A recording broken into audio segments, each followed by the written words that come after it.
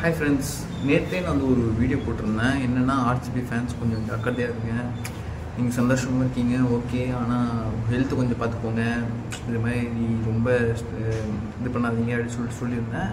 இப்போ பார்த்தீங்கன்னா பெங்களூரில் ஆர்சிபி ஜெயிச்சதுக்கு ஒரு பரேட் மாதிரி நடத்தியிருக்காங்க.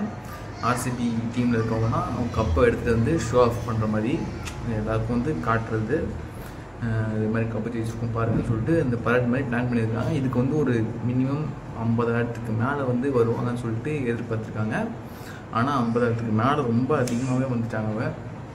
வந்ததுனால என்ன ஆச்சு, இது என்னடா அப்படின்னு கேட்டிங்கன்னா, அது இல்லை, இப்போ அந்த ஓவர் க்ரௌட் காரணமாக நிறைய பேர் சஃபகேட் ஆகி, அதாவது மூச்சு திணறி டீஹைட்ரேட் ஆகி, அந்த வெயில் டைமில் நடந்ததுனால டீஹைட்ரேட் ஆகி ரொம்ப மூச்சு திணறி இறந்துட்டாங்க. அதில் 11 பேர் இப்போதைக்கு இறந்ததா நியூஸ் வந்திருக்கு. இப்போதைக்கு சொல்லிட்டு 25 பேர் அடிபட்டிருக்கு, நிறைய இன்ஜுரிஸ் ஆகி அவங்க ஹாஸ்பிட்டலில் சேர்த்துருக்காங்க.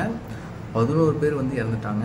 அதனால் ஆர்சிபி ஃபேன்ஸ் என்ன கேட்டுக்கிறேன்னா, கொஞ்சம் சேஃபாக இருங்க, அடிக்கடி தண்ணி குடிங்க. இது மாதிரி க்ரௌடட் ஏரியாவில் செலிப்ரேட் பண்ணுறேன்னு சொன்னால் போகாதீங்க. மோஸ்ட்டாக வீட்டிலேருந்தே பார்க்க பாருங்கள்.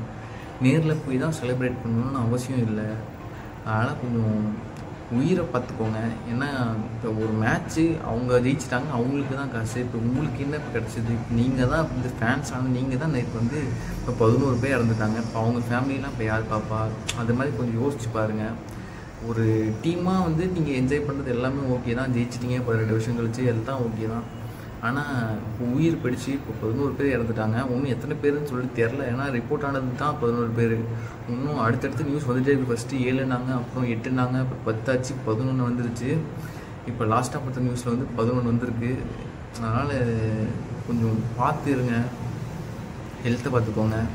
உயிர் தான் முக்கியம். கப்பு எப்போ வேணால் போகும் வரும், ஆனால் அது அவங்களுக்கு தான் சொந்தம். அவங்களுக்கு அந்த பணமோ கப்போ ஃபேமோ எதுவாக இருந்தாலும் இப்போ அந்த டீமில் இருக்கவங்களுக்கு தான் அது.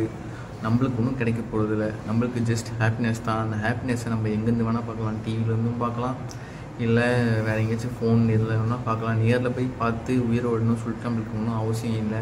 ஆனால் ஆர்சிபி ஃபேன்ஸ் மட்டும் இல்லை, மற்ற எல்லா ஃபேன்ஸுக்கும் தான் கொஞ்சம் உயிர் முக்கியம் தான், பார்த்துக்கோங்க.